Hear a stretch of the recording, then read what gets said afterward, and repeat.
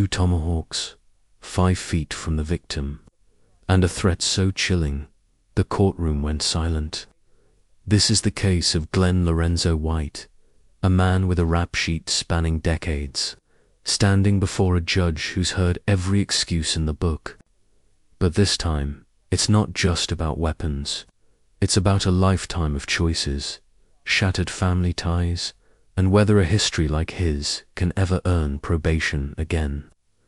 Stay locked in, because what you're about to hear is part courtroom drama, part cautionary tale, and all jaw-dropping. Suspect then grabbed the 2 hatchets and was swinging them around, approaching victim, coming within 5 feet of victim. Victim stated that suspect said, "I'm going to cut this bee," and noticed witness standing behind her. All right, the court is calling 2025 CR 002709, State versus Glenn Lorenzo White. Could I have parties announced, please? Rick Pena for the state of Texas. Bob Romack for Glenn White. And are you Mr. White? Yes, ma'am. All right, you entered a plea of no contest on May 27th. According to your plea bargain agreement, punishment is to be assessed at a cap of 6 years in the prison. There's a $1,500 fine, affirmative finding of deadly weapon. This is to run concurrent with 2025 CC 005111, and there's an affirmative finding of family violence. Have both parties had a chance to review the PSI report? State, Yes, Your Honor. defense, Yes, ma'am. any objections? No. State, I'm from the state. No Defense. objection. all right. Any witnesses from either side? No. Any witnesses? None from the state. All right, then, state. Let me see, I believe you may be opposed. Just one moment. I was silent, Your Honor. All right, you're solid. All right, you may be excused. Thank you, Your Honor. All right, counsel, I'll hear your argument. Judge, Mr. White's had some issues in the past. He said it's different this time. He spent time in jail. It's helped him develop a new outlook. He told me he's going to follow your instructions. If you give him probation, he'll never be back here again. We like the recommendations, the probation, the outpatient treatment, weekly drug testing. He's had a drug problem. He needs to address that. Mhm. Also, the 180-day jail sanction is a good idea. We're in agreement with all that. All right, so, Mr. White, is there anything you want to say? Yes, ma'am. You want to raise your right hand for me, please? Do you solemnly swear or affirm the testimony you give will be the truth and nothing but the truth, so help you God? I do. All right, you can lower your hand, state your name for the record, please. My name is Glenn Lorenzo White. All right, what did you want to say? So I was saying that I made a mistake in my life when I lost control. All right, so here's the thing. Are these mistakes or are these choices? No, it was really a mistake. Why do you say it's a mistake? Because I don't know, I just lost it at that moment. Well, no, And I got really angry and stuff. no, here's the thing. You picked up a hatchet, right? It was Tomahawk. Okay, you picked up 2 tomahawks. Did you think it was something else? Or did you know it was a tomahawk? No, it was Tomahawk. I just grabbed them and I wasn't thinking. All right, so you grab 2 tomahawks. And according to this, it's with this Monique Gant, Yes. someone that you've used drugs with. I don't know why you all are still together. Pause for a second. This is where things get heavy. The judge is laying out exactly what happened. White approaches the victim, armed with not 1, but 2 tomahawks, allegedly threatening to cut her. He says it was a mistake. But here's the legal reality. Courts look at intent and actions, not just words after the fact. Grabbing deadly weapons and moving toward someone is legally considered an assault with a deadly weapon, whether or not physical harm actually occurs. And the kicker, this isn't his first rodeo. His record is stacked with assaults, thefts, drug charges, and revoked probations. For a judge, that's like seeing a neon sign flashing, high risk of reoffending. Viewers, do you think The judge should even consider probation here, or is prison the only option? Because I've read the PSI report and you have two children, younger children, you don't even know where they are because you were using drugs, she was using drugs. You didn't get your life together with CPS and your children your rights ended up being terminated. And you're still with this person. So according to this, it says, because I want you to tell me where the mistake is.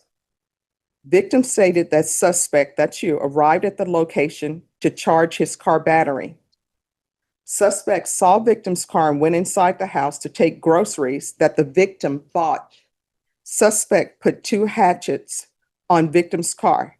Suspect then grabbed a pole that was on the ground and tore through victim's taped up window and attempted to grab things from her vehicle. Suspect then grabbed the two hatchets and was swinging them around, approaching victim, coming within 5 feet of victim. Victim stated that suspect said, "I'm going to cut this bee," and noticed witness standing behind her. Victim stated that suspect walked to the neighbor's house and dropped off the two hatchets at the neighbor's house. The other day is not true. I went to my mom's house. That was my mom's house. And I went So to- why would you try to take groceries from the vehicle? I didn't take no groceries from the vehicle. Well, I mean, she said you cut through her window. I'm assuming the window Yeah, was, no, I picked up the little pipe thing, and it had plastic on the window, and I just like tore it open. Why? I was intoxicated too, Charlie. all right. Here's the thing, Mr. White. I don't think you'll be a good candidate for probation. And let me just tell you why. You've been on probation before. Then you have a theft case that you were convicted of. Then you have a criminal mischief that you were convicted of. Then you have an assault case that you were convicted of. This started in the 80s. And then you have another criminal mischief that you were convicted of.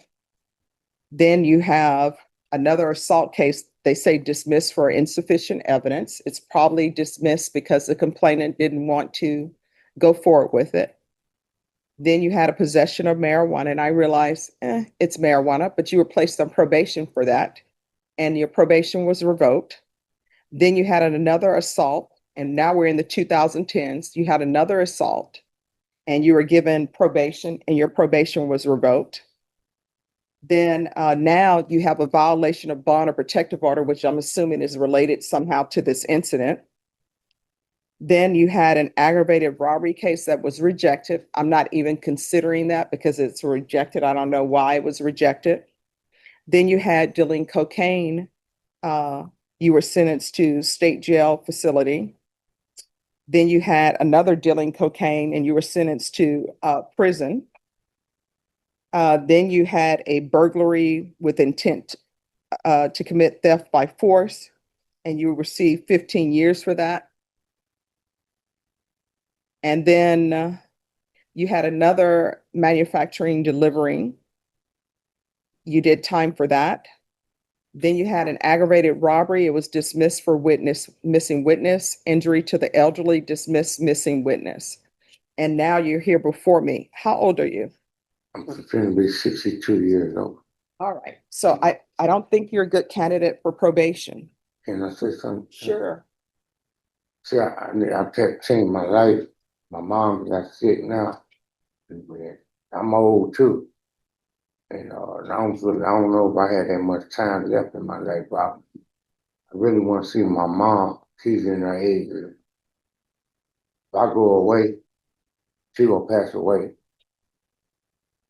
That's all I have in my life is my mom. All right. So here's my question for you. And I'm not trying to be cruel, but you knew about your mom. Why would you do this, knowing about your mom? Well, my mom just got sick recently since I've been locked up. Mhm. This here started since I got locked up. She's been in the hospital in and out about 4 or 5 times. She had a minor heart attack. Yeah. I didn't think it was going to be like this. Well, I mean, these are things we need to consider, right? Yes, ma'am. All right. This is what the court is going to do. The court is finding you guilty. There's an affirmative finding of deadly weapon, affirmative finding of family violence. The court will sentence you to